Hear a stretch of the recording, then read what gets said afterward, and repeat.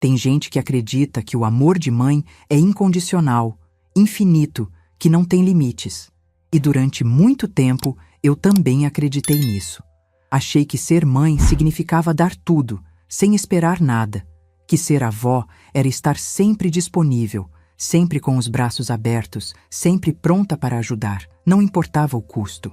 Mas ninguém me avisou que existe uma diferença enorme entre amar incondicionalmente e aceitar ser tratada como se não tivesse valor algum. Ninguém me disse que generosidade pode se transformar em exploração quando a pessoa do outro lado não tem um pingo de gratidão ou respeito. Me chamo Mariana Ferreira Costa e essa é a história de como descobri, aos 60 anos, que nunca é tarde para recuperar a própria dignidade. Mesmo que isso signifique fechar a porta para as pessoas que você mais ama. Hoje tenho 62 anos e finalmente encontrei paz. Mas há 2 anos atrás, naquela manhã de março, eu ainda era uma mulher que não sabia dizer não. Uma mulher que confundia amor com submissão, generosidade com ser capacho. Essa história começa naquela manhã de março, quando o sol entrava pelas janelas da maternidade Santa Casa, criando aqueles feixes de luz dourada que deixavam tudo mais bonito, mais esperançoso. Eu estava no corredor do 4º andar, segurando um buquê de flores cor-de-rosa e um ursinho de pelúcia que tinha custado mais do que eu gostaria de admitir. Meu coração batia acelerado.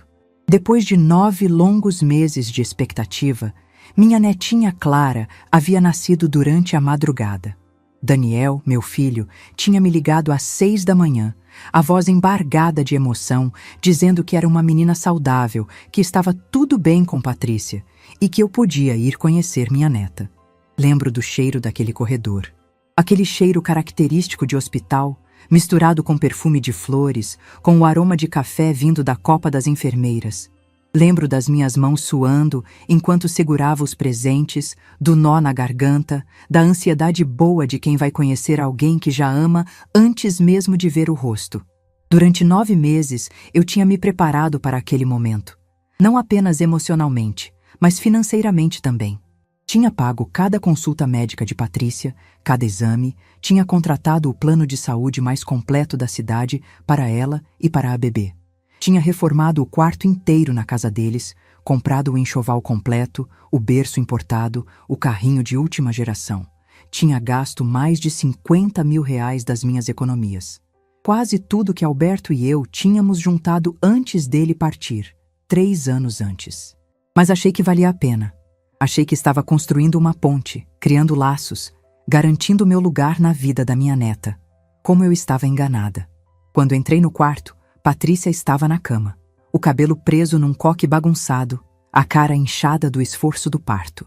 Daniel estava ao lado dela, olhando para o berço transparente onde Clara dormia, toda enroladinha numa manta cor-de-rosa clara. Eu disse alguma coisa como parabéns, que estava tão feliz, tão emocionada. Patrícia respondeu com um sorriso que não chegou aos olhos, aquele tipo de sorriso educado que se dá para visitas inconvenientes.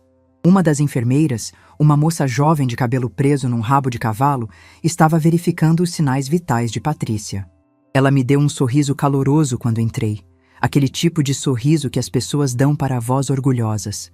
Me aproximei do berço devagar, com reverência, como se estivesse me aproximando de algo sagrado. E de certa forma, era exatamente isso. Clara tinha o rostinho mais perfeito que eu já tinha visto. Os cílios fininhos, as bochechas rosadas, aquela expressão serena que só os recém-nascidos têm. Daniel me deu licença para pegá-la no colo.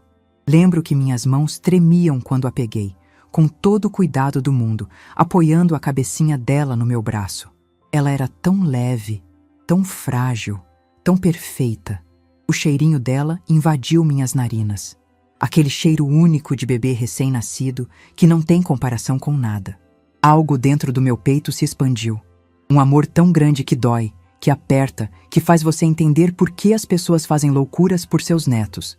Eu estava ali, embalando Clara suavemente, sentindo o peso minúsculo dela nos meus braços, os dedinhos dela enrolados no meu dedo, quando ouvi a voz de Patrícia. Alta, clara, cortante como uma lâmina. Ela disse: "Sua mãe não vai segurar minha filha. Ela é suja." Por um segundo, achei que tinha ouvido errado. O barulho do ar-condicionado, o bip das máquinas. Talvez eu tenha confundido. Virei o rosto na direção dela, ainda com Clara nos braços, tentando processar aquelas palavras. Mas não deu tempo.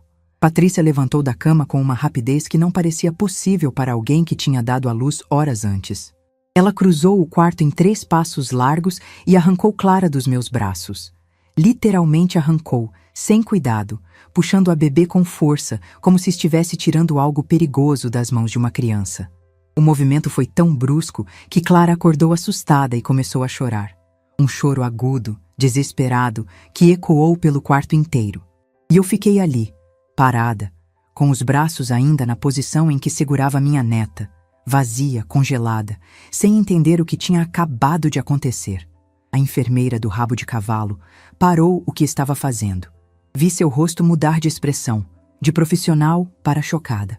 Ela olhou para Patrícia, depois para mim, depois desviou os olhos rapidamente, como se tivesse presenciado algo que não deveria. Olhei para Patrícia, procurando alguma explicação, algum sinal de que aquilo era um mal-entendido. Mas ela me encarou com aqueles olhos frios, quase hostis, apertando Clara contra o peito, e disse em voz alta para todo mundo ouvir: "Eu não deixo qualquer pessoa segurar minha filha. Você veio direto da rua, não lavou as mãos, não colocou máscara, não pediu permissão.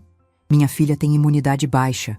Eu não vou deixar você colocar a saúde dela em risco porque acha que tem direito de fazer o que quer."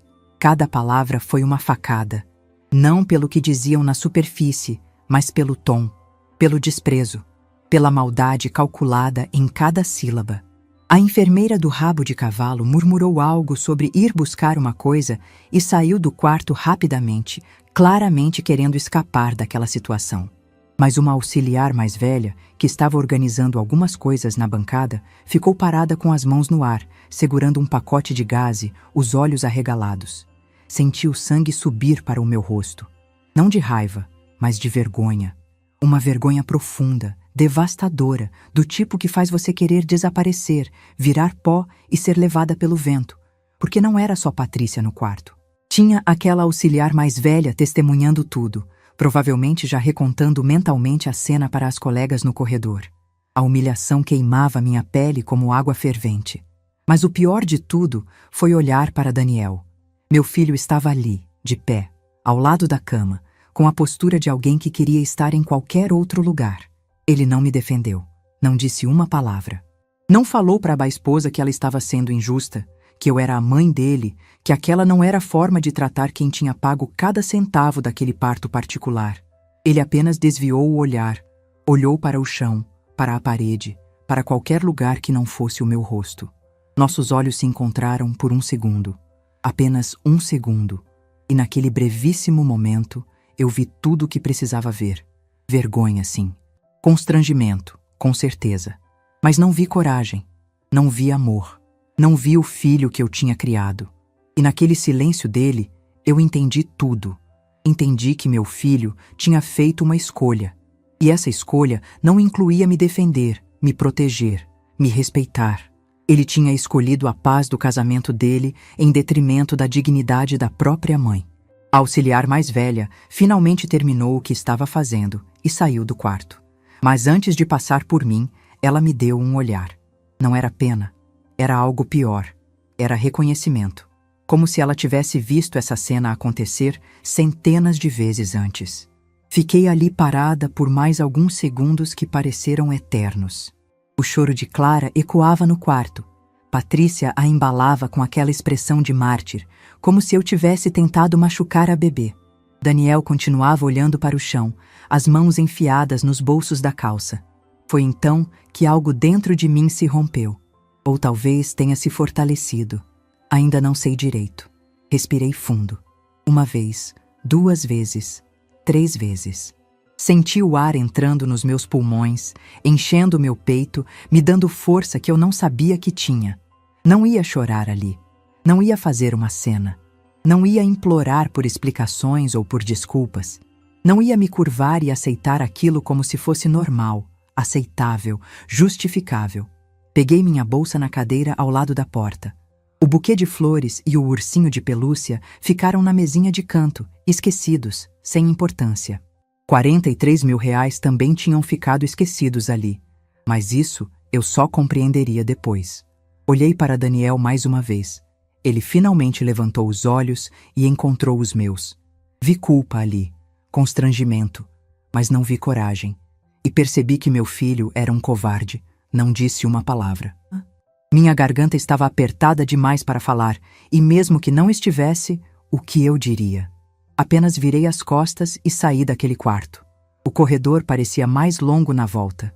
Meus passos ecoavam no chão de cerâmica limpa, ritmados, firmes, mesmo que por dentro eu estivesse desmoronando. Passei pela recepção da maternidade, onde a atendente me deu um sorriso automático. Passei por outras famílias felizes no saguão, todos com buquês de flores, balões coloridos, caras radiantes. Quando cheguei no estacionamento e o sol de março bateu no meu rosto, foi como se eu tivesse saído de um pesadelo e acordado em outro diferente. Chamei um táxi pelo aplicativo do celular. Minhas mãos tremiam tanto que errei a senha 2 vezes antes de conseguir abrir o telefone. Quando o carro finalmente chegou, entrei no banco de trás e disse apenas meu endereço.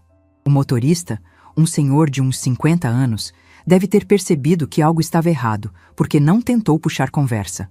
Apenas dirigiu em silêncio, enquanto eu olhava pela janela, vendo a cidade passar num borrão de cores e formas.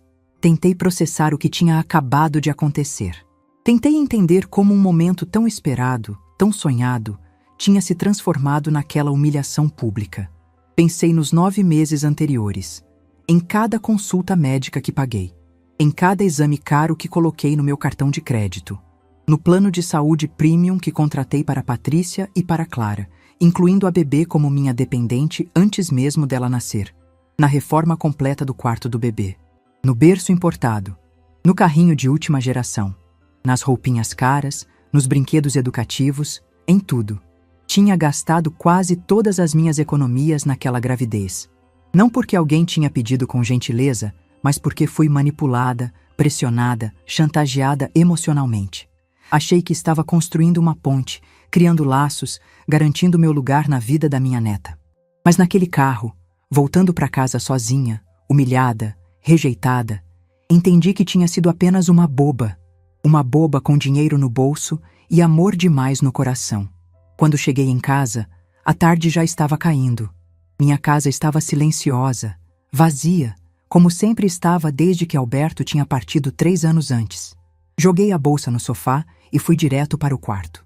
Me sentei na beira da cama e esperei o choro vir. Mas ele não veio. Em vez de lágrimas, veio uma clareza estranha, quase assustadora. Fiquei pensando em como tinha me anulado nos últimos meses. Como tinha aceitado comentários maldosos de Patrícia sobre minhas roupas antiquadas, sobre minha casa precisando de reforma, sobre meus hábitos de velha. Como tinha engolido desaforos, ignorado faltas de respeito, relevado grosserias. Tudo porque não queria criar conflito. Tudo porque queria ser a sogra legal, a avó presente, a matriarca amorosa que mantém a família unida. Mas família unida se constrói com respeito mútuo. E respeito era a única coisa que eu não tinha recebido. A noite caiu e eu continuei sentada naquela cama, no escuro, pensando. Meu celular tocou várias vezes. Não atendi. Não queria ouvir desculpas vazias, justificativas patéticas, pedidos para entender a situação. Porque eu já entendia perfeitamente a situação. Entendia que tinha me tornado uma vaca leiteira. Uma fonte conveniente de recursos financeiros que deveria estar sempre disponível para pagar, para ajudar, para resolver problemas. Mas que não merecia respeito, consideração ou sequer gratidão. Peguei o celular e fui até a galeria de fotos. Tinha dezenas de imagens da reforma do quarto de Clara. Do berço sendo montado, das paredes pintadas, das prateleiras cheias de bichinhos de pelúcia. Tinha fotos das compras que fiz, dos presentes que dei, dos momentos que pensei estar construindo memórias. Mas naquele quarto da maternidade, Patrícia tinha deixado claro que eu era suja demais para segurar minha própria neta. E Daniel tinha deixado claro, com seu silêncio covarde, que concordava com ela. Naquela noite, enquanto a cidade dormia lá fora e minha casa permanecia em silêncio, algo nasceu dentro de mim. Não era raiva, não era desejo de vingança. era algo muito mais poderoso que isso. Era determinação. Determinação de que aquela seria a última vez que alguém me trataria como se eu não tivesse valor. A última vez que eu aceitaria migalhas de afeto em troca de tudo que eu dava. A última vez que eu colocaria os outros na frente da minha própria dignidade. Não sabia ainda o que faria, mas sabia, com absoluta certeza, que a Mariana que tinha entrado naquela maternidade pela manhã não era mais a mesma Mariana que estava deitada naquela cama. Algo tinha mudado, algo fundamental, profundo, irreversível. E enquanto fechava os olhos naquela noite, pela primeira vez em meses, não senti ansiedade ou culpa ou preocupação. Senti paz. A paz estranha de quem acabou de descobrir que tem muito mais força do que imaginava. Para entender completamente o que aconteceu naquela maternidade, preciso voltar no tempo. Preciso contar como cheguei até aquele momento, como me transformei numa mulher que aceitava ser tratada daquela forma. A história realmente começou 9 meses antes, numa tarde de domingo em junho. Daniel e Patrícia tinham me convidado para almoçar na casa deles, coisa que não acontecia com frequência. Normalmente, era eu quem os convidava, eu quem cozinhava, eu quem organizava os encontros familiares. Eu tinha 60 anos naquela época. 60 anos de uma vida que tinha sido boa, dentro do possível. Tinha me casado com Alberto aos 24, tivemos Daniel aos 26 e passamos décadas construindo uma vida confortável. Alberto era contador, eu, professora universitária de literatura. Nada de luxo, mas estabilidade, segurança, amor. Até que 3 anos antes, Alberto teve uma parada cardíaca enquanto dormia. Foi tão repentino que nem conseguimos nos despedir. Num momento, ele estava lá, roncando suavemente ao meu lado. No outro, tinha partido para sempre. Fiquei viúva aos 57 anos, e desde então, Daniel era tudo que me restava de família direta. Por isso, talvez eu tenha me agarrado tanto à ideia de ser avó. A ideia de que minha família ia crescer, que eu ia ter de novo aquela sensação de pertencer a algo maior. Lembro que cheguei naquele domingo com uma torta de limão, a sobremesa favorita de Daniel desde criança.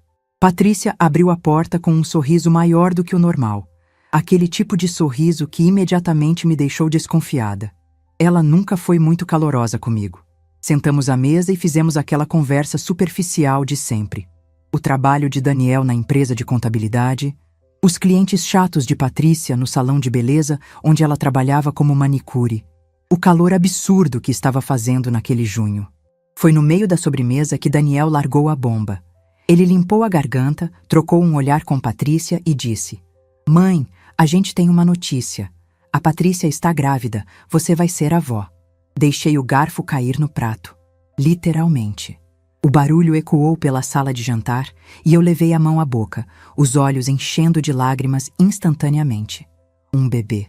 Um neto. Depois de tantos anos sozinha, depois da partida de Alberto, finalmente teria uma nova vida na família.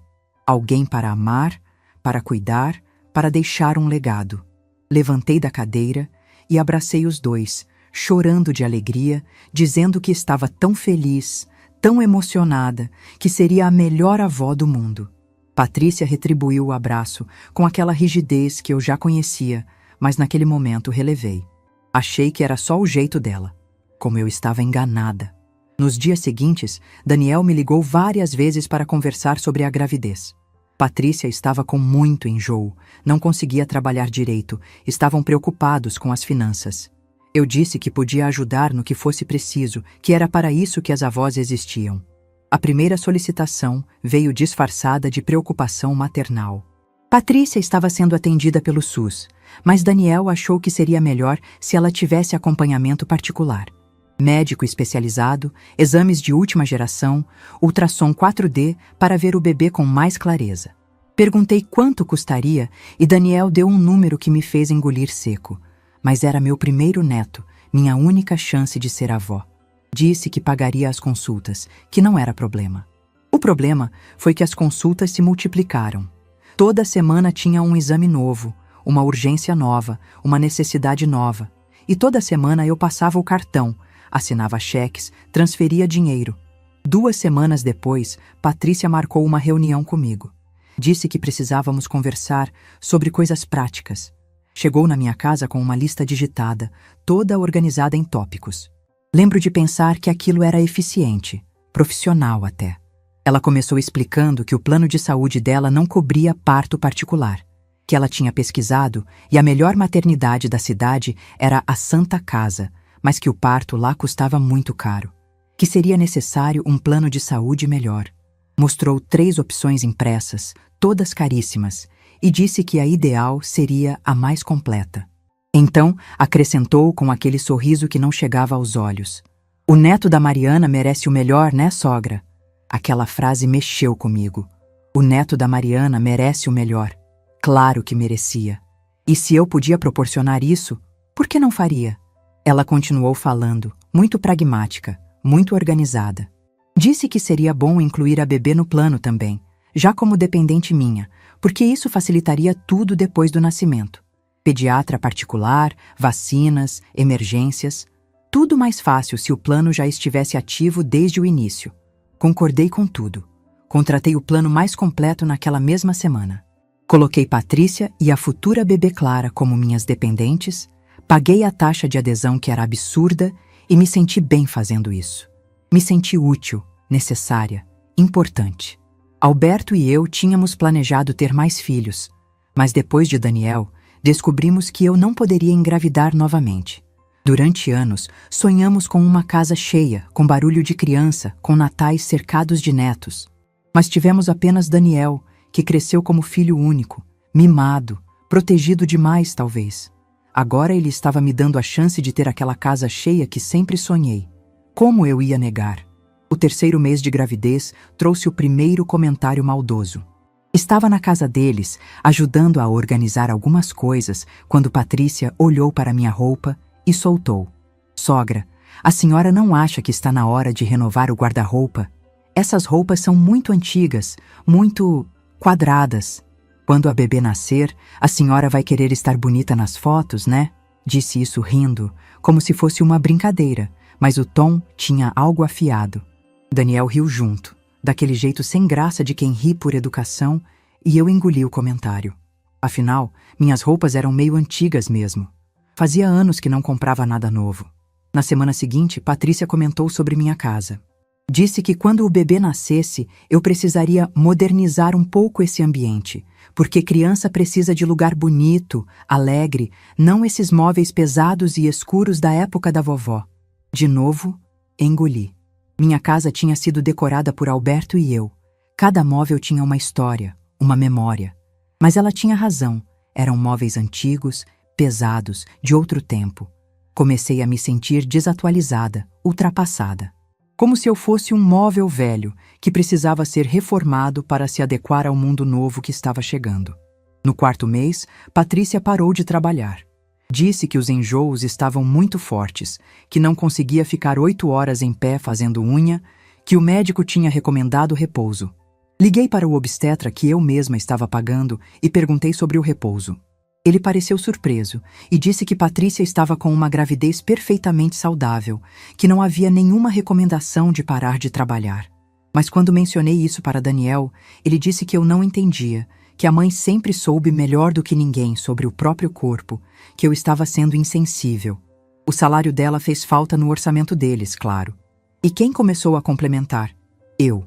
Primeiro foi a conta de luz que estava alta. Depois foi o mercado que tinha ficado caro. Depois foi o aluguel que tinham atrasado. Sempre tinha algo. Sempre tinha uma emergência. Sempre tinha uma justificativa. E eu sempre pagava. Porque era pelo bem do bebê. Porque Patrícia precisava estar tranquila e sem estresse. Porque grávida não pode passar nervoso. Todos os argumentos faziam sentido na superfície. Mas no fundo, muito no fundo, uma vozinha dentro de mim começava a perguntar: será que estou sendo usada? Eu calava essa voz.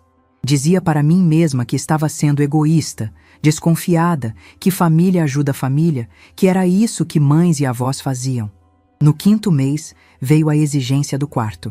Patrícia me ligou numa tarde de terça-feira, a voz cheia de urgência, dizendo que precisava me mostrar uma coisa.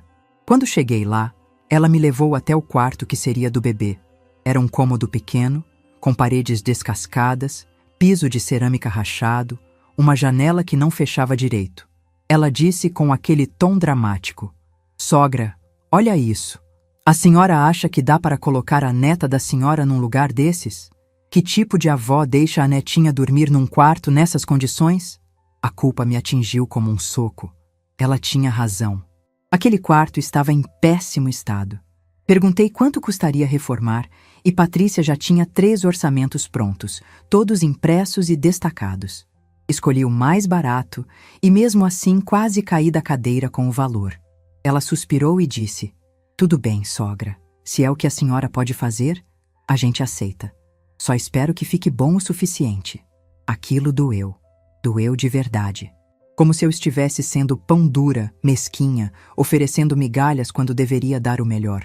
Acabei contratando o orçamento mais caro. Gastei quase R$ 10.000 na reforma. Pintura completa, piso novo, instalação de ar-condicionado, prateleiras, tudo.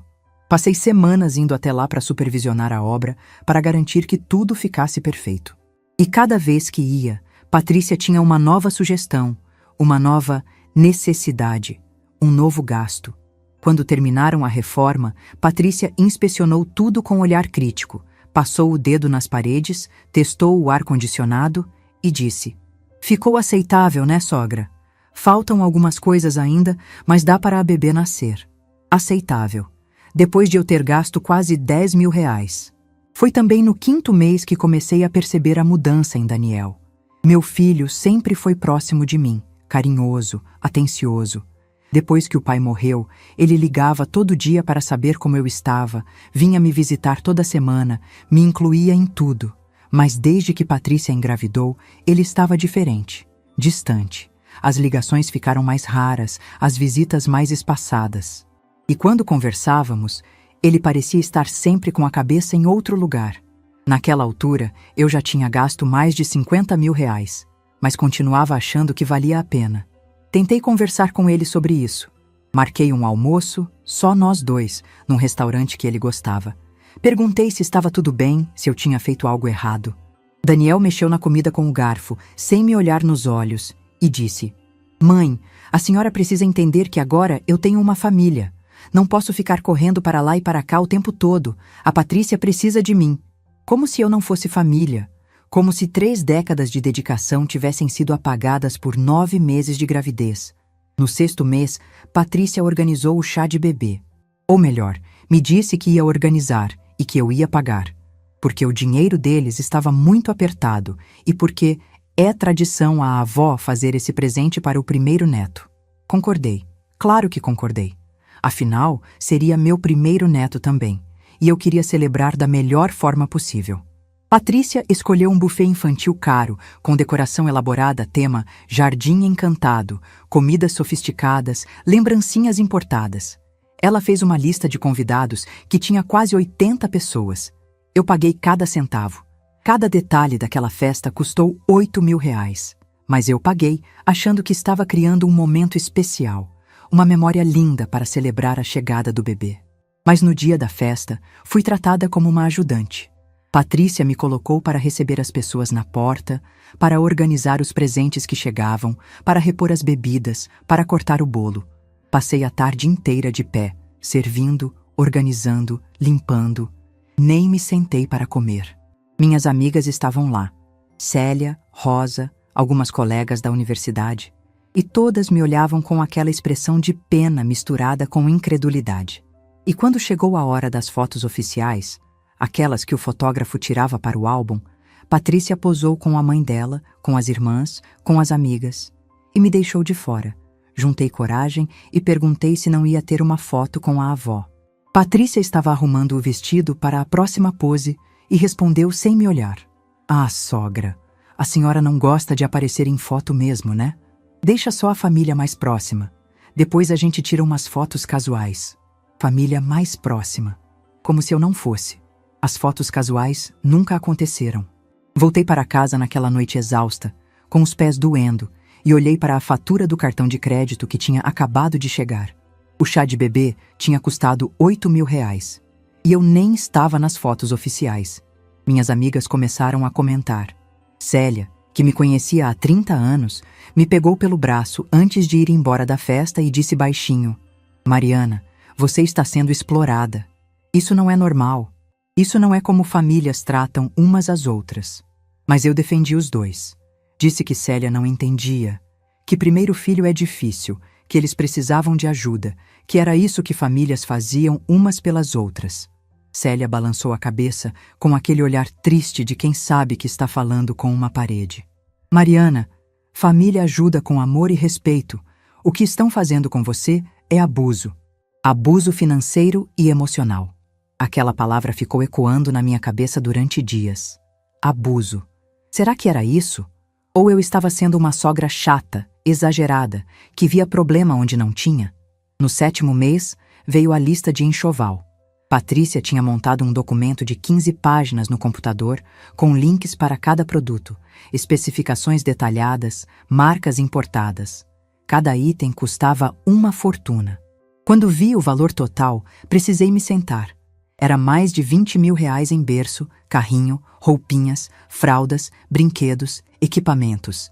Liguei para Daniel e disse que aquilo estava muito caro, que talvez pudéssemos optar por marcas mais em conta. Ouvi ele suspirar do outro lado da linha, daquele jeito cansado, e então passou o telefone para Patrícia. Ela disse com aquele tom de desprezo que já conhecia: Olha, sogra, eu entendo que a senhora tem uma situação financeira mais limitada, mas eu não vou vestir o filho da senhora em roupa de camelô. Se a senhora não pode comprar, tudo bem. Eu peço para minha mãe, mas não me peça para baixar o padrão. Aquilo foi um tapa na cara, como se eu fosse pobre, como se não tivesse condições, quando na verdade eu estava me matando financeiramente para bancar todos os caprichos dela. Acabei comprando tudo da lista, cada item, cada marca cara, cada produto importado. Coloquei metade no cheque especial, parcelei o resto no cartão em 12 vezes, usei as economias que tinha guardado para emergências. Minha conta bancária foi minguando mês a mês. A reserva que Alberto e eu tínhamos construído com tanto esforço ao longo de décadas, que deveria me dar segurança na velhice, estava desaparecendo rapidamente. Mas eu me convencia de que era um investimento, que estava investindo no meu neto, no meu relacionamento com Daniel e Patrícia, na minha família. No 8º mês, Patrícia fez questão de me chamar para ver o quarto pronto. Fui até lá numa tarde de sábado, e quando entrei naquele espaço, confesso que meu coração se encheu de uma mistura de orgulho e melancolia. Estava lindo. As paredes pintadas de amarelo suave, o berço branco todo montado com o móbile giratório, as prateleiras cheias de bichinhos de pelúcia organizados por tamanho, o guarda-roupa repleto de roupinhas minúsculas, ainda com as etiquetas. O ar-condicionado novo no alto, o tapete fofinho no chão, tudo perfeito. Tudo que eu tinha comprado, tudo que eu tinha pago, estava ali, criando um ambiente perfeito para receber meu neto. Tirei várias fotos, mandei para minhas amigas, até postei nas redes sociais. Estava tão orgulhosa, tão feliz, achando que tinha feito algo bonito, algo que valeria a pena. Patrícia estava ao meu lado, com a barriga enorme, já nos finais da gravidez. Ela passou a mão pelas coisas, verificou se estava tudo no lugar e comentou sem me olhar. Ficou aceitável, né, sogra? Ainda faltam algumas coisas que vou comprando depois, mas para começar dá. Faltam algumas coisas. Depois de eu ter gasto mais de 40 mil reais em 9 meses, ainda faltavam coisas. Mas naquele momento, olhando para aquele quarto, imaginando meu neto, ou neta, dormindo naquele berço, brincando naquele tapete fofinho, eu achei que valia a pena. Que todo o dinheiro, todo o esforço, toda a dedicação valiam a pena. Olhando para trás agora, vejo como eu estava cega, como tinha me deixado manipular, usar, explorar, como tinha confundido amor com aceitação de abuso, como tinha trocado minha dignidade e mais de 50 mil reais das minhas economias por algumas migalhas de pertencimento. Mas naquela época, eu ainda não enxergava. Ainda achava que estava construindo algo bonito, algo que duraria para sempre. Até aquela manhã na maternidade. Até o momento em que Patrícia arrancou Clara dos meus braços e me chamou de suja na frente de todo mundo. Foi ali que as vendas finalmente caíram dos meus olhos. E quando as vendas caem, não tem como colocá-las de volta. Os primeiros dias depois da humilhação na maternidade foram estranhos. Eu acordava de manhã e por alguns segundos esquecia o que tinha acontecido. Então a memória voltava como uma onda fria. A voz de Patrícia, Clara sendo arrancada dos meus braços, o silêncio covarde de Daniel, os olhares da enfermeira. E em vez de dor, eu sentia algo diferente, algo novo, uma espécie de clareza fria que nunca tinha experimentado antes. Daniel me ligou no dia seguinte à tarde. Eu estava na varanda, tomando café, olhando para o jardim que Alberto tinha plantado anos atrás. Quando o nome dele apareceu na tela, deixei tocar 4 vezes antes de atender. A voz dele saiu hesitante, sem jeito. Oi, mãe! Como a senhora está? Como eu estava. Como se a pergunta fizesse algum sentido depois do que tinha acontecido. Respondi que estava bem. Minha voz saiu calma, neutra, sem emoção. Ele gaguejou um pouco, procurando palavras, e então soltou a desculpa que eu já sabia que viria. Olha, mãe, sobre ontem, a Patrícia está muito sensível por causa dos hormônios do pós-parto. Sabe como é, né? Aqueles primeiros dias são difíceis, ela não está pensando direito. A senhora não pode levar para o lado pessoal. Não pode levar para o lado pessoal. Como se ser chamada de suja na frente de estranhos, ter minha neta arrancada dos braços como se eu fosse uma ameaça, fosse algo que não devesse ser levado para o lado pessoal.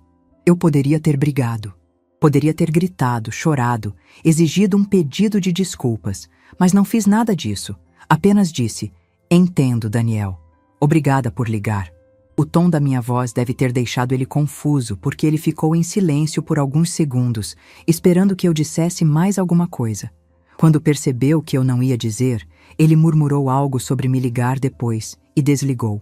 Voltei a tomar meu café. Estava morno, mas bebi mesmo assim. Nos 3 dias seguintes, Daniel me mandou algumas mensagens. Fotos de Clara dormindo, Clara mamando, Clara de olhos abertos, mensagens curtas. Olha a Clara aqui. Ela está crescendo?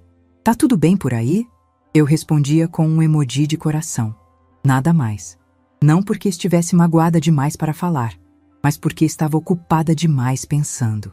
Pensando em R$ 43.000. Pensando em 9 meses de manipulação.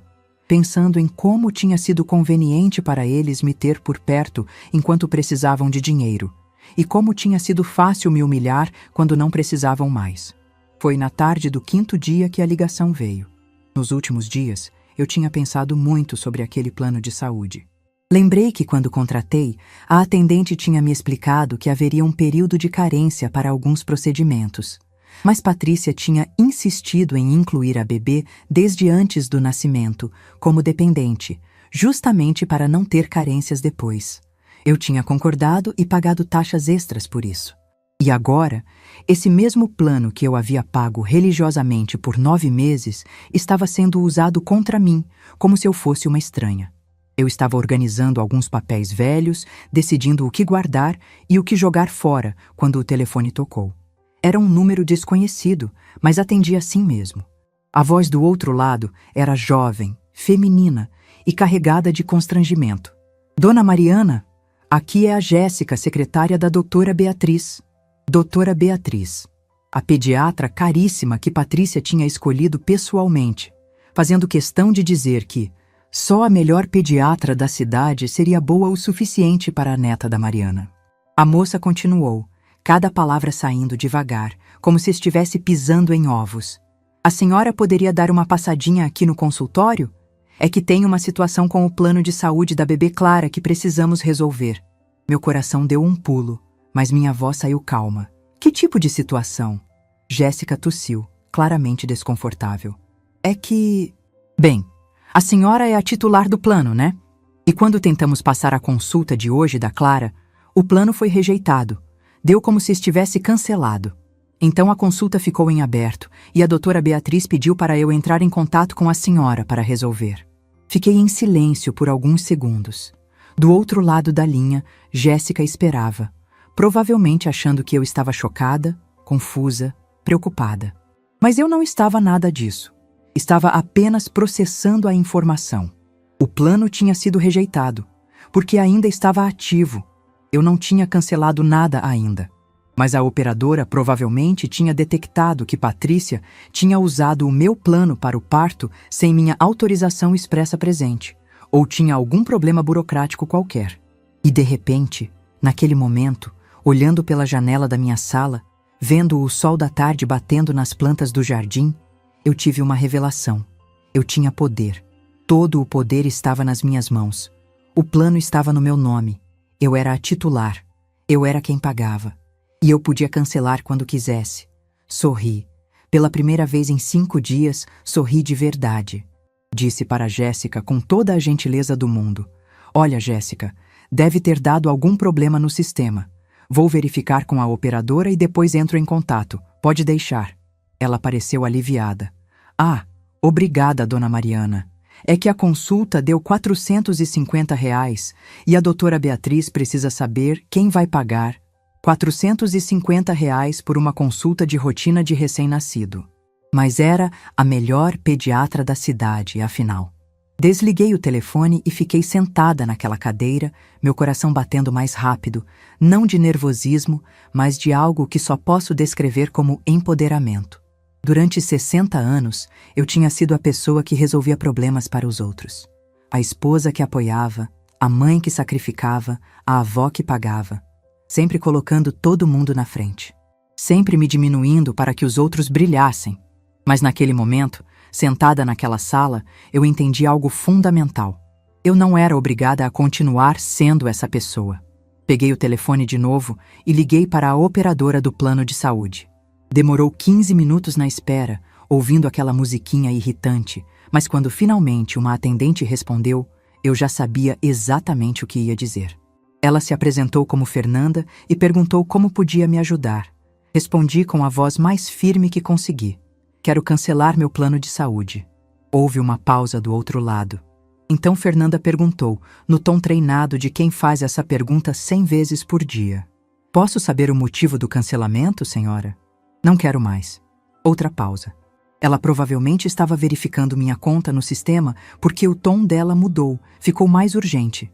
Dona Mariana, vejo aqui que a senhora tem 2 dependentes no plano. Patrícia Souza Costa e Clara Costa, recém-nascida. A senhora tem certeza que quer cancelar? O plano é premium, tem cobertura completa? Tenho certeza. Mas a bebê acabou de nascer, né? Ela vai precisar de consultas, vacinas, acompanhamento pediátrico regular. Sem o plano, tudo isso vai sair muito caro.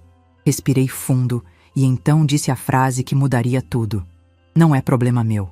Ouvi Fernanda engasgar levemente do outro lado. Ela recuperou a compostura rapidamente e começou com o roteiro de retenção de cliente. Dona Mariana, a senhora já considerou que talvez seja só uma fase difícil? Muitas pessoas cancelam no impulso e depois se arrependem. Que tal se a gente colocasse o plano em suspenso por alguns meses? A senhora pode... Não, quero cancelar, agora. O tom da minha voz não deixava margem para discussão. Fernanda suspirou, derrotada, e disse: Tudo bem, vou processar o cancelamento. O plano será encerrado em até 48 horas. A senhora tem certeza absoluta? Absoluta. Depois de desligar, fiquei olhando para o telefone na minha mão. Meu coração estava disparado, mas não de medo. Era adrenalina pura.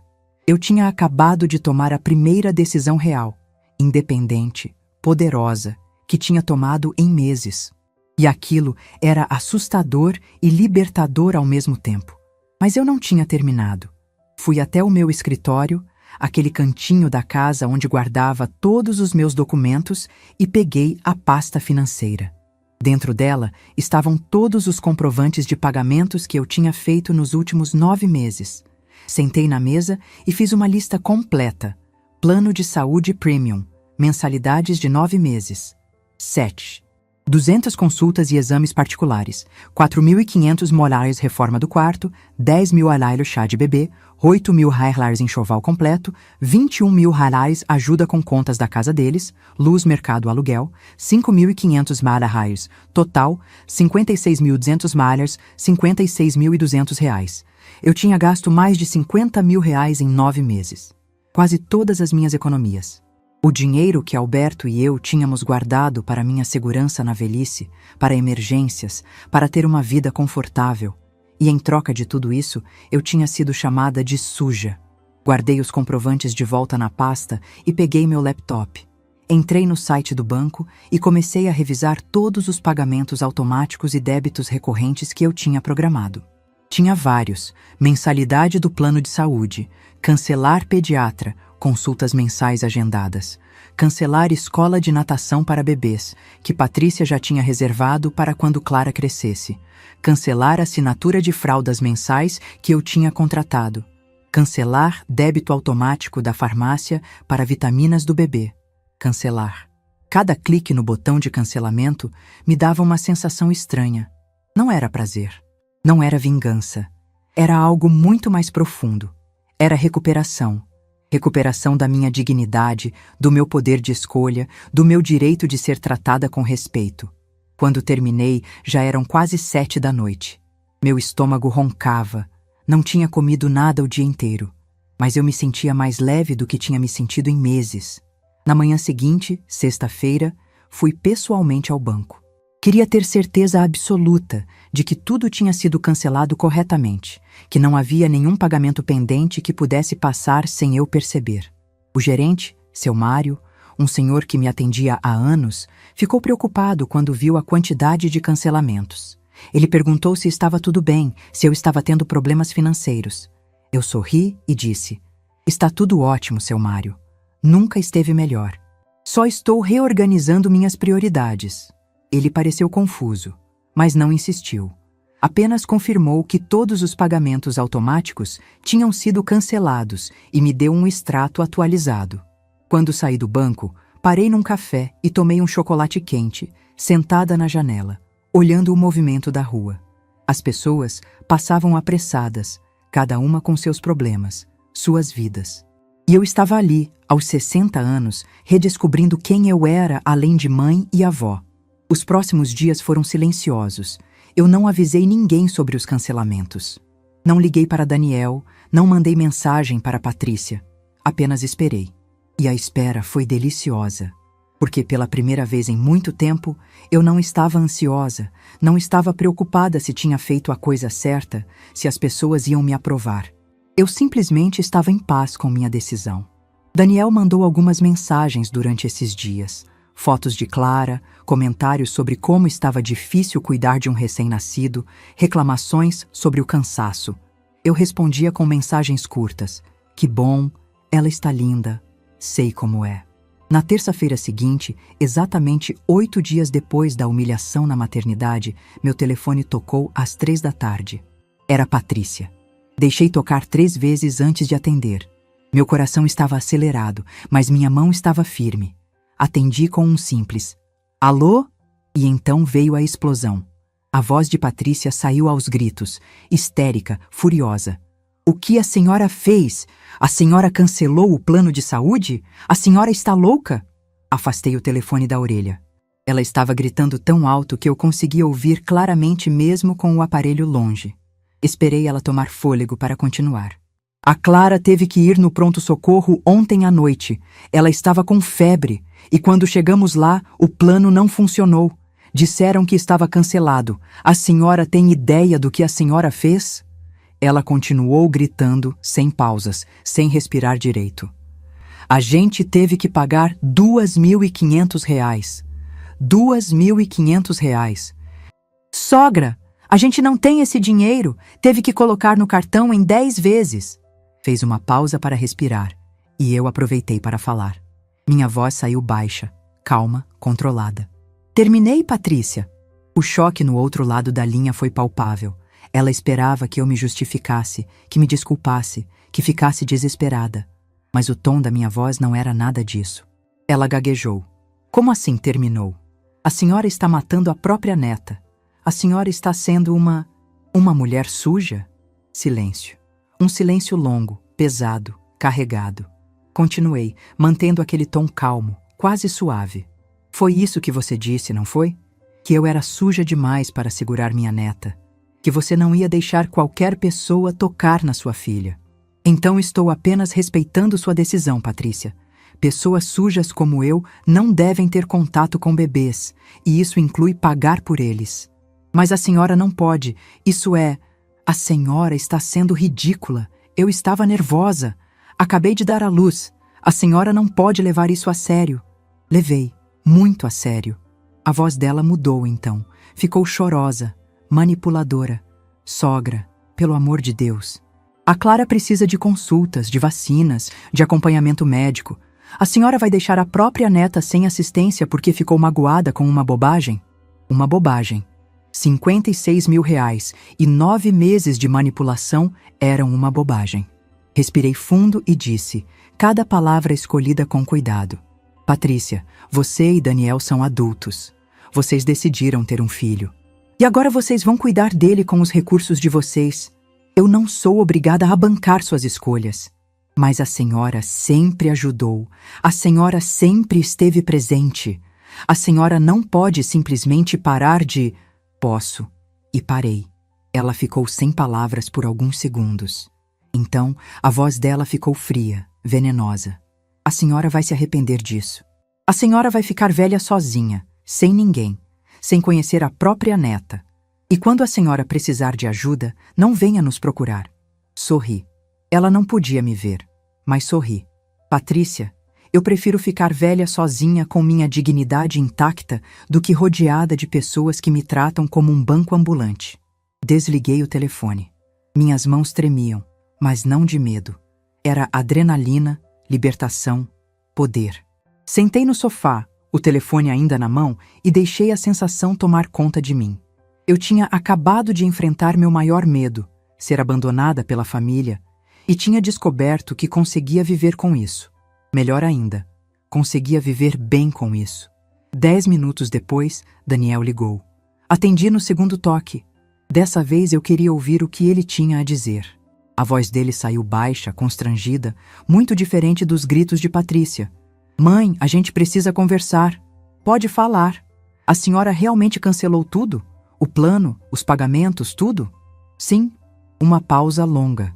Então ele disse, tentando soar razoável. Mãe, eu entendo que a senhora ficou magoada com o que aconteceu na maternidade. Mas a senhora não acha que está exagerando? A Clara não tem culpa disso.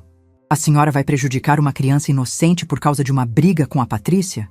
Era interessante como ele colocava a culpa em mim. Como se eu fosse a vilã por parar de pagar.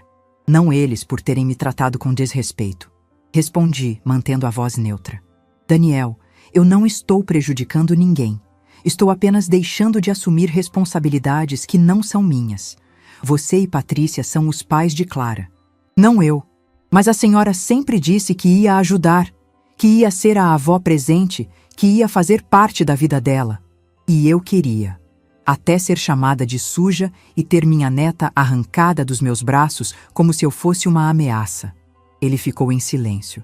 Não tinha o que dizer, porque ele tinha estado lá, tinha visto tudo e não tinha feito nada. Finalmente, com a voz pequena, ele tentou. A Patrícia não quis dizer aquilo daquele jeito. Daniel. Algo no meu tom fez ele parar de falar. Continuei. Durante 9 meses, gastei mais de 50 mil reais com vocês. Paguei consultas, exames, plano de saúde, reformei o quarto, comprei enxoval, paguei chá de bebê, ajudei com contas.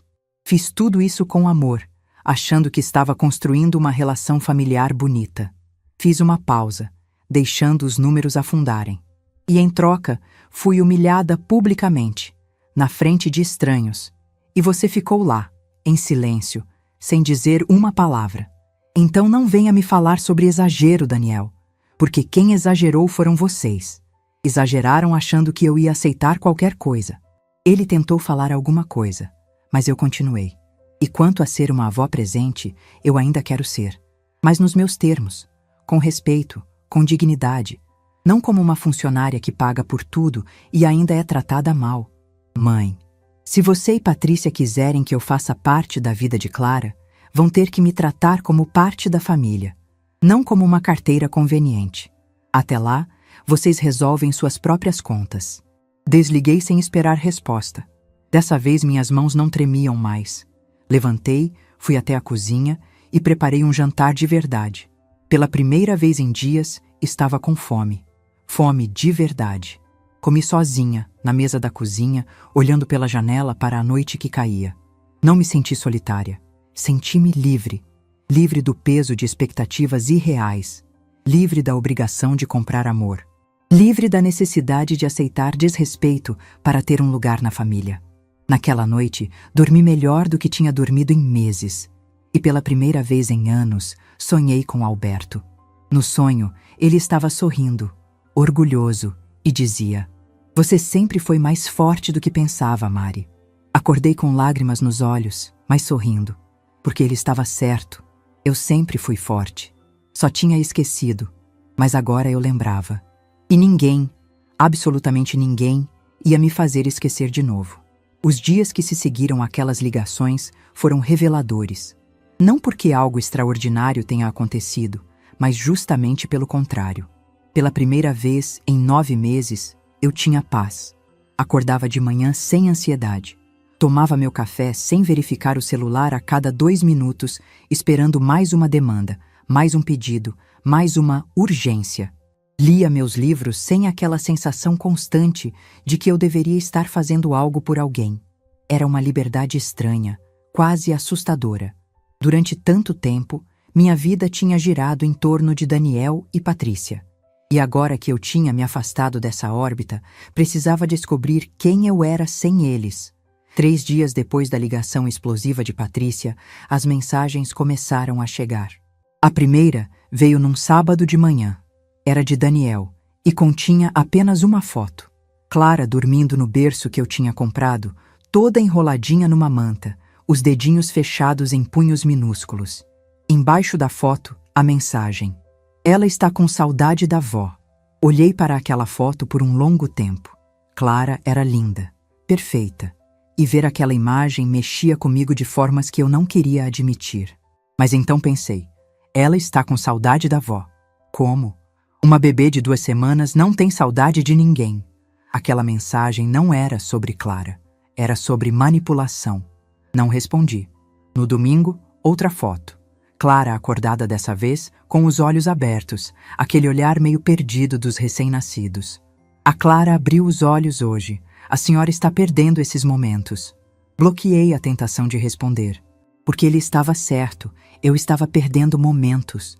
Mas estava perdendo por escolha.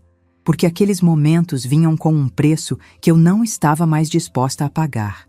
Minha dignidade. Na segunda-feira, a terceira foto. Clara chorando com o rosto vermelho, boca aberta. Ela chora muito. Acho que sente falta da avó. Crianças sentem essas coisas. Aquilo me irritou. Não pela foto em si, mas pela manipulação descarada. Ele estava tentando me culpar pelo choro de uma bebê recém-nascida. Como se bebês precisassem de motivo para chorar além de fome, sono ou fraldas sujas. Digitei uma resposta, apaguei, digitei de novo, apaguei de novo. Finalmente deixei o telefone de lado e fui cuidar do jardim. As mãos sujas de terra, arrancando ervas daninhas, regando as plantas que Alberto tinha plantado anos atrás, me acalmaram. Tinha algo de terapêutico em cuidar de coisas vivas que não te julgavam, que não te manipulavam, que apenas existiam e cresciam. Na terça-feira, Daniel mudou de estratégia. Me ligou às 10 da manhã, quando sabia que eu geralmente estava em casa. Atendi no terceiro toque. Ele não começou com um oi, não perguntou como eu estava. Pulou direto para o assunto. "Mãe, a gente pode fazer um acordo?" "Que tipo de acordo?" "A senhora não precisa pagar tudo. Eu entendo que a gente exagerou, mas o plano de saúde da Clara, a senhora poderia pelo menos manter o plano dela? Só dela, nem precisa ser o da Patrícia. É que está muito caro pagar as consultas particulares, e a gente não pode colocar ela no SUS porque... Por que não?" A pergunta deixou ele sem palavras por um segundo. "Como assim por quê? Por que vocês não podem usar o SUS? Milhões de crianças no Brasil são atendidas pelo sistema público. Por que Clara não pode?" Ele gaguejou. "Por quê? Porque não é a mesma qualidade, mãe. A Patrícia pesquisou e a gente quer o melhor para ela." "Daniel!"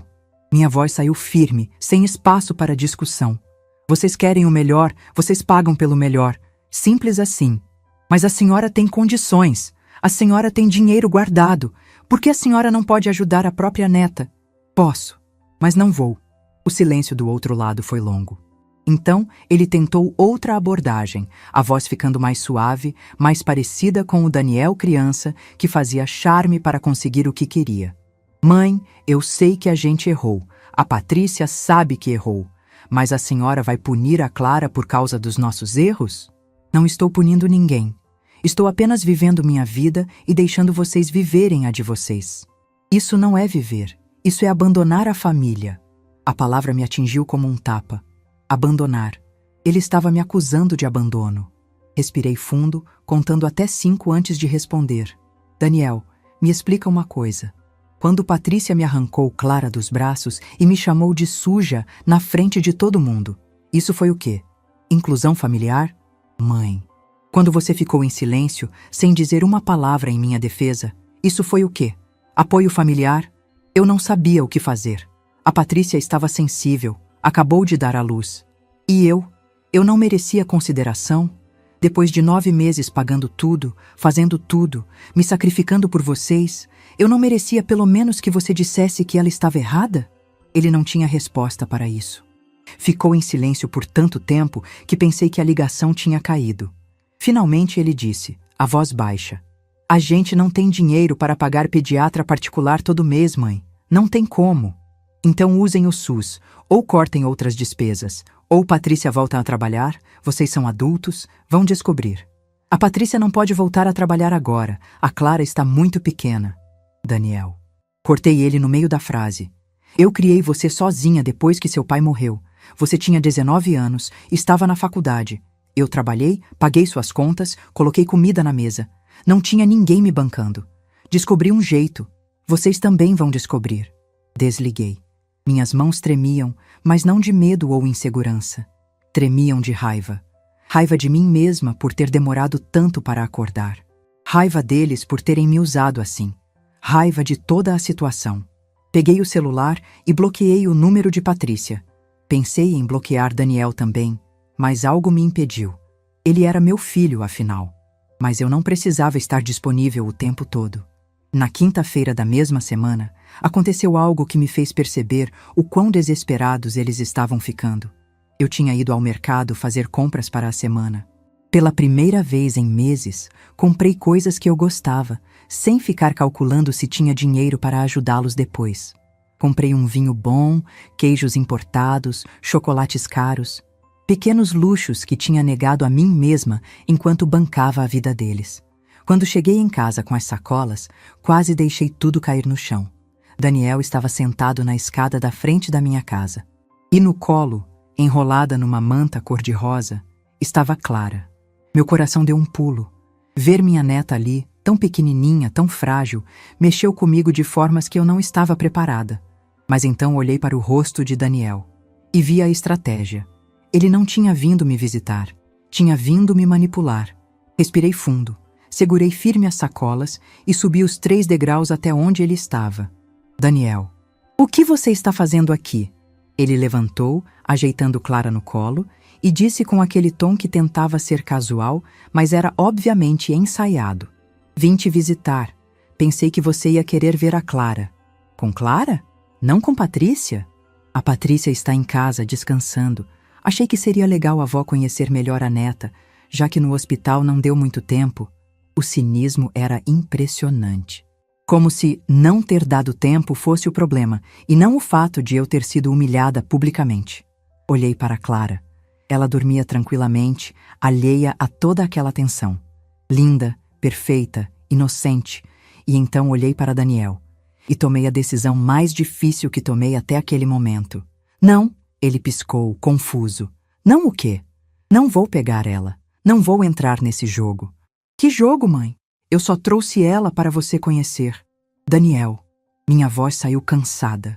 Você trouxe ela aqui para me amolecer, para eu ver o rostinho dela e voltar a pagar tudo, mas não vai funcionar.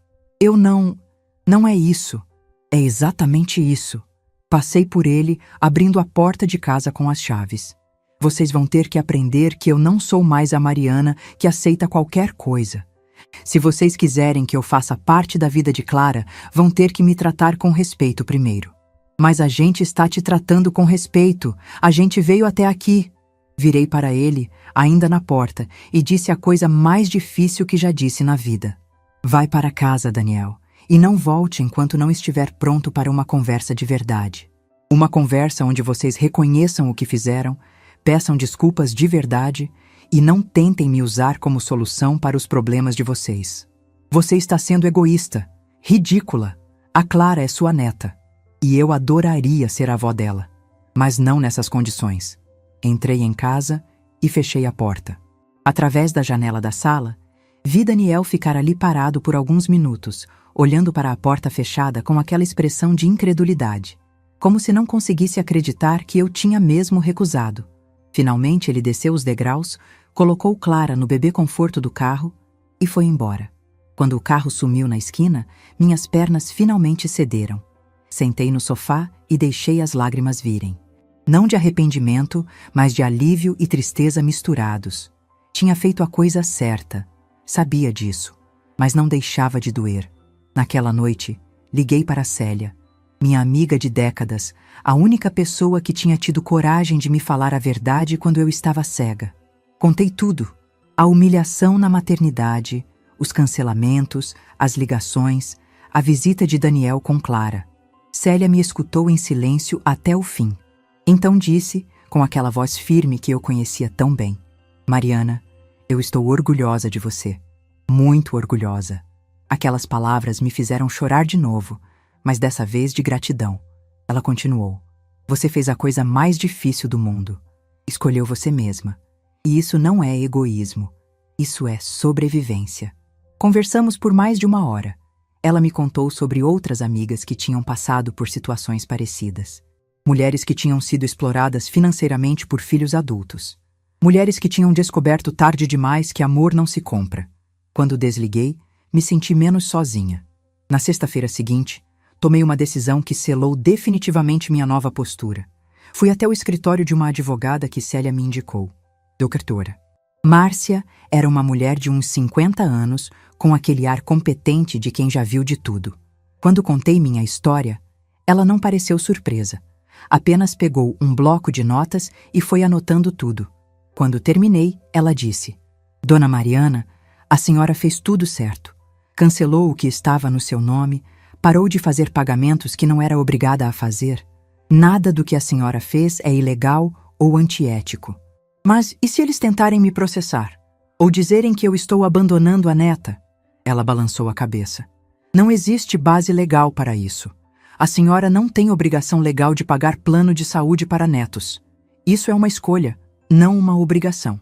E quanto ao abandono, a senhora não está impedindo eles de te visitarem ou de manterem contato. A senhora apenas estabeleceu limites financeiros saudáveis. Aquelas palavras me deram uma segurança que eu não sabia que precisava. Doutora Márcia continuou: o que eu recomendo é que a senhora documente tudo. Guarde todas as mensagens, todos os comprovantes de pagamento, todas as tentativas de contato. Se eles tentarem algo legal, o que duvido, a senhora vai ter tudo documentado. Saí do escritório dela me sentindo protegida, amparada, como se finalmente tivesse alguém do meu lado. Os dias foram passando e se transformando em semanas. Daniel me mandava mensagens ocasionalmente, mas eu respondia apenas o essencial. Estou bem. Obrigada pela foto. Cuide-se. Nada que desse abertura para manipulação ou negociação. E algo interessante começou a acontecer. Sem a constante preocupação com eles, sem a ansiedade de ter que resolver problemas que não eram meus, eu comecei a redescobrir quem eu era. Voltei a frequentar o clube de leitura que tinha abandonado durante a gravidez de Patrícia. Recomecei as caminhadas matinais no parque. Me inscrevi num curso de História da Arte que sempre quis fazer, mas nunca tinha tempo. Pela primeira vez em anos, eu tinha tempo. Tempo para mim. Uma tarde, quase 1 mês depois da humilhação na maternidade, recebi uma mensagem de um número desconhecido. Era Patrícia. Ela tinha conseguido meu número de alguma outra forma depois que bloqueei o dela. A mensagem era longa, dramática. Sogra, eu sei que a senhora está brava comigo. E eu entendo. Eu errei. Mas a senhora não pode punir a Clara por causa dos meus erros. Ela precisa da avó. A gente precisa da senhora. Por favor, vamos conversar. Li aquela mensagem 3 vezes, procurando nela algum sinal de arrependimento genuíno, de reconhecimento real do que tinha acontecido. Mas tudo que vi foi mais manipulação. A Clara precisa da avó. chantagem emocional. A gente precisa da senhora. A verdade nua e crua. Eles precisavam do meu dinheiro. Não respondi. Apenas bloqueei o novo número. E naquele momento, sentada na varanda com uma xícara de chá nas mãos, olhando para o pôr do sol pintar o céu de laranja e roxo, eu percebi algo fundamental. Eu não precisava deles da forma que achava que precisava. Sim, eu adoraria ser avó. Adoraria ter uma relação linda com Clara, vê-la crescer, fazer parte da vida dela, mas não a qualquer custo. Não ao custo da minha dignidade. Não ao custo da minha segurança financeira. Não ao custo de ser tratada como menos do que eu valia. E se isso significava ser uma avó distante, uma avó que eles viam como egoísta, então que fosse. Porque pela primeira vez em 60 anos, eu estava escolhendo a mim mesma. E aquela escolha, por mais dolorosa que fosse, me dava uma paz que dinheiro nenhum podia comprar. Naquela noite, dormi profundamente. Sem pesadelos, sem ansiedade, sem culpa. Apenas paz.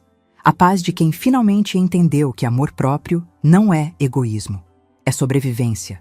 Tem momentos na vida que dividem tudo em antes e depois.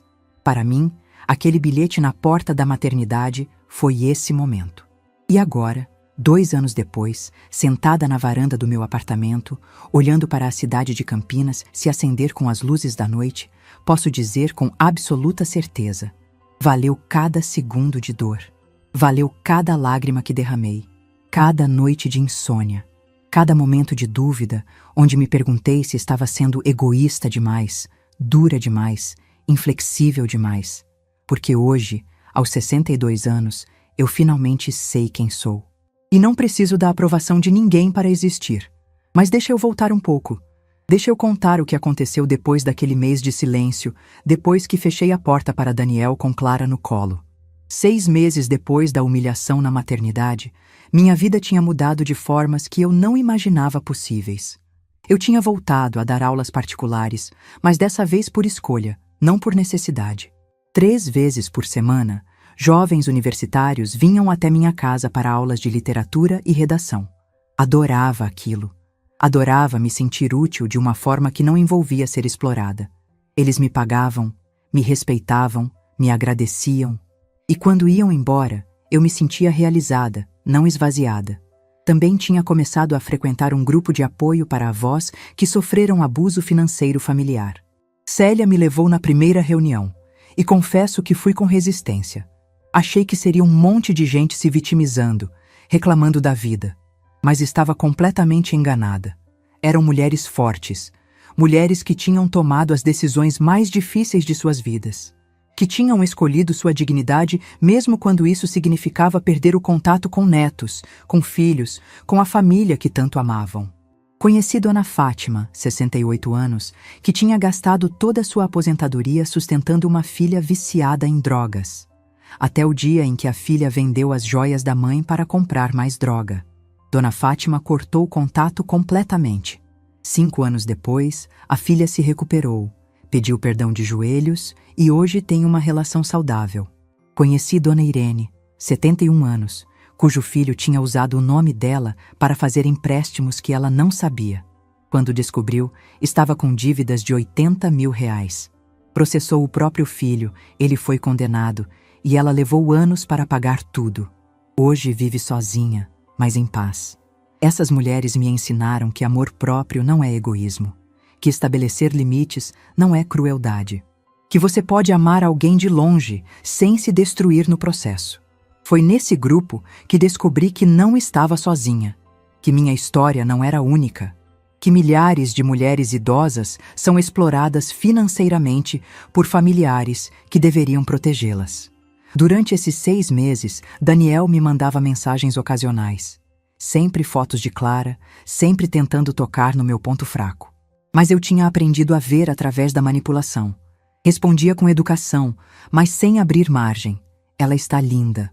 Obrigada por compartilhar. Cuidem-se. Nunca perguntava como estavam financeiramente. Nunca oferecia ajuda. Nunca cedia. E algo interessante aconteceu. Sem ter para quem recorrer, eles tiveram que se virar. Célia, que ainda morava no mesmo bairro que eles, me contava as novidades. Patrícia tinha voltado a trabalhar quando Clara completou 4 meses. Tinham mudado para um apartamento menor, mais barato. Tinham vendido o carro e passado a usar transporte público. E sim, tinham colocado Clara no sistema público de saúde.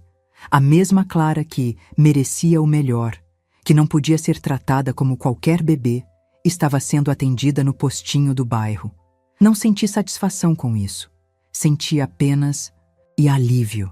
Alívio de que eles estavam aprendendo a viver dentro das suas possibilidades, que estavam crescendo como adultos. 1 ano depois da humilhação, fiz minha primeira grande viagem, sozinha. Fui para o Nordeste, passei 2 semanas conhecendo praias, comendo comidas regionais, conversando com pessoas que não me conheciam, que não sabiam minha história, que me viam apenas como Mariana. Uma senhora de 61 anos viajando sozinha, aproveitando a vida. Em Porto de Galinhas, sentada numa cadeira de praia com os pés na areia, um copo de água de coco na mão, eu chorei, mas não de tristeza, de gratidão. Gratidão por ter tido coragem de dizer não, por ter escolhido minha dignidade, por estar ali, viva, livre, inteira. Quando voltei da viagem, estava bronzeada, descansada, renovada. E foi nessa época que aconteceu algo que mudou tudo. Daniel me ligou num sábado à tarde. Não era o horário usual dele, e pelo tom de voz, percebi que algo era diferente. Ele disse que precisava falar comigo, pessoalmente, sozinho. Marquei para o dia seguinte, num café no centro da cidade. Território neutro, lugar público, horário de movimento. Cheguei primeiro e pedi um cappuccino. Quando Daniel entrou, quase não o reconheci. Estava mais magro, com olheiras, roupas mais simples. Mas havia algo diferente no olhar dele. Algo que eu não via há muito tempo. Humildade. Ele se sentou e ficou em silêncio por alguns segundos, mexendo nas mãos, claramente nervoso. Então começou a falar, e o que ele disse me pegou completamente de surpresa. Disse que os últimos meses tinham sido os mais difíceis da vida dele, que tinham passado por dificuldades financeiras sérias, que Patrícia tinha entrado em depressão pós-parto e ele tinha precisado cuidar de tudo sozinho por semanas, que tinham brigado muito, quase se separaram. Mas então ele disse algo que me fez prestar atenção de verdade. Ele disse: "Mãe, eu finalmente entendi o que a senhora fez por mim a vida inteira. Quando o pai morreu e a senhora trabalhou tanto para me sustentar. Quando eu estava na faculdade e a senhora fazia 3 turnos de aulas particulares para pagar minhas coisas. Eu sempre soube disso na teoria, mas nunca tinha entendido de verdade." Fez uma pausa, os olhos marejados. "Agora eu entendo. Porque agora sou eu cuidando de uma criança, trabalhando, tentando pagar contas, tentando fazer tudo dar certo, e é exaustivo. É assustador. E eu faço isso com a Patrícia me ajudando. A senhora fez sozinha." Lágrimas começaram a descer pelo rosto dele. "E mesmo assim, mesmo depois de tudo que a senhora fez, eu deixei a Patrícia te humilhar. Fiquei em silêncio quando ela te chamou daquilo. Achei que estava sendo um bom marido, mas estava sendo um filho horrível." Meu coração apertou. Não porque eu sentia pena, mas porque finalmente, depois de 1 ano, meu filho estava tendo a consciência que eu esperava. Deixei ele continuar. Ele precisava dizer tudo. Daniel limpou as lágrimas com as costas da mão e continuou: "A senhora tinha razão em tudo. A gente te usou, te exploramos. Achamos que a senhora era obrigada a bancar tudo porque era a avó. E quando a senhora parou, eu fiquei com raiva. Achei que a senhora estava sendo vingativa, egoísta." Ele balançou a cabeça. "Mas eu estava errado. A senhora não estava sendo vingativa. Estava se protegendo. Estava colocando limites. E a gente precisava desses limites." Tomei um gole do meu café, que já estava frio, e perguntei a única coisa que importava: "E Patrícia? Ela também entende isso?" Daniel hesitou. E naquela hesitação, vi a verdade. Ele disse: "Ela está melhorando. Ela sabe que errou, mas tem orgulho demais para admitir. Ainda acha que a senhora exagerou. Então não tinha mudado nada. Patrícia continuava sendo Patrícia. Mas Daniel tinha mudado. E isso já era alguma coisa." Olhei para meu filho e disse, com toda a calma do mundo: "Daniel, eu aceito suas desculpas. E eu te perdoo. Mas perdoar não significa voltar a ser como era antes. Perdoar não significa que eu vou voltar a bancar vocês ou aceitar desrespeito. Ele acenou com a cabeça. Eu sei. E não estou pedindo isso. Só queria que a senhora soubesse que eu entendi. E que eu sinto muito, muito mesmo. Ficamos em silêncio por um momento. Então ele disse, a voz baixa, quase envergonhada. A Clara vai fazer 2 anos no mês que vem. E ela pergunta pela avó. Vê fotos antigas e aponta para a senhora. A gente tentou explicar, mas ela é pequena demais para entender. Meu coração se apertou de novo. 2 anos. Minha neta tinha 2 anos e eu mal conhecia ela. Daniel continuou. Eu não estou pedindo para a senhora voltar a fazer parte da nossa vida como antes, mas a senhora gostaria de conhecer ela? De verdade? Sem pressão, sem expectativas, só conhecer sua neta? Aquela pergunta mexeu comigo de formas que eu não esperava. Eu queria. Deus, como eu queria conhecer Clara, ver quem ela estava se tornando, ouvir sua voz, ver seu sorriso, mas tinha medo. Medo de me apegar e ser rejeitada de novo. Medo de abrir meu coração e ser usada de novo. Respirei fundo e disse, eu gostaria, mas com condições. Daniel se aprumou na cadeira. Pode falar. Primeira condição. Patrícia precisa me pedir desculpas. Não precisa ser hoje, não precisa ser amanhã, mas precisa acontecer. E precisa ser sincero, não só da boca para fora. Ele acenou com a cabeça. Segunda condição. Eu visito Clara quando eu quiser, onde eu escolher. Não vou mais para a casa de vocês onde fui humilhada. Pelo menos não por enquanto. Entendido. Terceira condição. Nunca, em hipótese alguma, vocês vão me pedir dinheiro emprestado, ajuda financeira ou qualquer coisa relacionada a dinheiro. Se um dia eu quiser dar um presente para Clara, eu dou. Mas vai ser escolha minha, não obrigação. Daniel engoliu seco. Combinado. E última condição. No momento em que eu sentir que estou sendo desrespeitada, manipulada ou usada de qualquer forma, eu saio. E dessa vez, não volto. Entendeu? Entendi. Eu prometo, mãe. Não vai acontecer de novo. 2 semanas depois, Daniel me ligou dizendo que tinha conversado com Patrícia, que ela estava disposta a se desculpar, mas queria fazer pessoalmente. Marquei para o mesmo café. Novamente, território neutro. Patrícia chegou com Clara no colo. Minha neta tinha crescido tanto que mal consegui reconhecer a bebezinha que tinha segurado por alguns segundos na maternidade. Ela tinha cachinhos castanhos, bochechas rosadas, olhos curiosos que avaliavam tudo ao redor. Estava de vestidinho rosa, com uma fralda visível por baixo. Linda. Simplesmente linda. Quando me viu, Clara não demonstrou reconhecimento. Por que demonstraria? Ela não me conhecia. Patrícia se sentou, claramente desconfortável. Daniel tinha ficado do lado de fora, respeitando que aquele momento era entre nós duas. Ela respirou fundo e disse, sem me olhar nos olhos, eu vim pedir desculpas pelo que aconteci na maternidade. Esperei, porque aquilo não era um pedido de desculpas. Aquilo era uma formalidade. Como eu não respondi, ela continuou, agora com mais dificuldade. Eu estava errada. Eu estava nervosa, cansada. Acabei de dar à luz. Mas isso não justifica o que eu disse. Não justifica como eu te tratei. Finalmente ela levantou os olhos e me encarou. E não foi só na maternidade. Foi durante a gravidez inteira. Eu te usei, te explorei, te tratei como uma máquina de dinheiro. E quando você parou de pagar, eu fiquei com raiva, como se você fosse obrigada. Clara se mexeu no colo dela, choramingando, e Patrícia a ajeitou antes de continuar. Esses 2 anos foram difíceis. A gente teve que aprender a viver com o dinheiro que a gente ganha. E foi duro, muito duro, mas foi necessário. Ela fez uma pausa longa. Eu não sou boa em pedir desculpas. Nunca fui, mas eu estou tentando. E eu quero que você saiba que eu entendo por que você fez o que fez. E que eu sinto muito. Não era perfeito. Não era o pedido de desculpas mais eloquente do mundo, mas era sincero. Eu conseguia ver no olhar dela. Respirei fundo e disse, eu aceito suas desculpas, Patrícia. E eu te perdoo. Vi o alívio no rosto dela. Mas então acrescentei, mas perdoar não significa esquecer. Não significa que tudo volta a ser como era. Significa apenas que eu não vou carregar raiva no meu coração. Ela acenou com a cabeça. Eu entendo. Foi então que Clara, que tinha ficado quietinha até ali, me olhou com aqueles olhos enormes e disse com a voz fininha: Vovó? Meu coração parou. Ela tinha me reconhecido das fotos. Patrícia olhou surpresa. É, amor, é a vovó Mariana. Clara esticou os bracinhos na minha direção.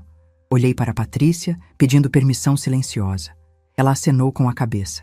Peguei Clara no colo pela primeira vez em 2 anos. Ela cheirava a sabonete de bebê e a biscoito. Era pesadinha, sólida, cheia de vida. Ela colocou a mãozinha no meu rosto e disse: Vovó bonita. As lágrimas vieram sem pedir licença. Lágrimas de alívio, de alegria, de esperança. Patrícia, para minha surpresa, também estava chorando. Ela vê suas fotos o tempo todo. A gente nunca falou mal de você para ela. A gente só disse que a vovó estava ocupada, mas que ainda amava ela. Segurei Clara por alguns minutos, apenas sentindo o peso dela, o calor dela, a realidade dela. Minha neta. Finalmente, minha neta. Mas quando ela começou a ficar agitada, devolvi ela para Patrícia. Porque eu tinha aprendido uma lição importante. Amor não é posse. Amor é saber quando segurar e quando soltar. Nos meses seguintes, construímos um novo relacionamento. Devagar, com cuidado, com limites claros. Eu visitava Clara uma vez por semana. Às vezes no parque, às vezes na minha casa, às vezes num shopping. Nunca na casa deles. Eu ainda não estava pronta para isso. E descobri que ser avó com limites era muito mais gostoso do que ser avó explorada. Eu comprava presentes quando queria, não quando era cobrada. Brincava com ela sem ficar exausta tentando agradar todo mundo. Curtia minha neta sem sacrificar minha paz. Daniel se transformou num filho melhor, mais atencioso, mais respeitoso, mais consciente. Ele tinha amadurecido com as dificuldades. E nosso relacionamento estava melhor do que nunca havia sido. Patrícia e eu nunca viramos melhores amigas, mas desenvolvemos um respeito mútuo. Ela tinha aprendido que eu não era capacho, e eu tinha aprendido que ela não era puramente má, apenas imatura e egoísta. Hoje, 2 anos depois daquela manhã na maternidade, minha vida é rica de formas que nunca imaginei. Viajo 3 vezes por ano. Já conheci Fernando de Noronha, Gramado bonito, sempre sozinha, sempre no meu ritmo, sempre gastando meu dinheiro comigo mesma. Coordeno o grupo de apoio para avós que sofrem abuso familiar. Ajudo outras mulheres a encontrarem sua força, sua voz, sua dignidade. E isso me enche de propósito. Tenho amigas verdadeiras. Saio para jantar, para o cinema, para shows.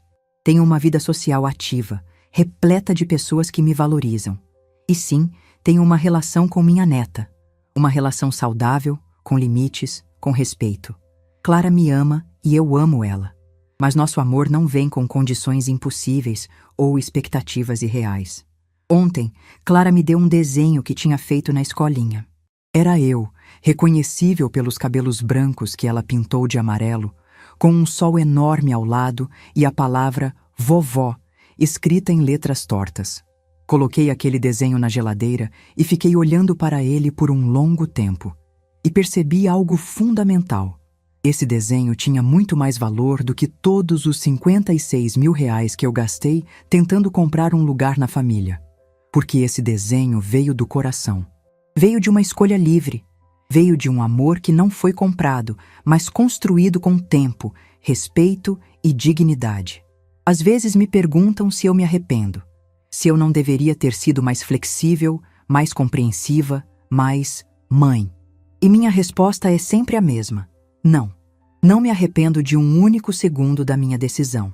Porque aquele dia na maternidade, quando fechei a porta para Daniel e Clara, quando cancelei todos aqueles pagamentos, quando disse não pela primeira vez em 60 anos, não foi o dia em que eu perdi minha família. Foi o dia em que eu me encontrei. Foi o dia em que descobri que eu valia mais do que o dinheiro que podia dar. Que eu merecia respeito não por ser útil, mas por ser humana. Foi o dia em que aprendi que amor de verdade não te diminui, não te explora, não te usa. Amor de verdade te enxerga, te respeita, te valoriza.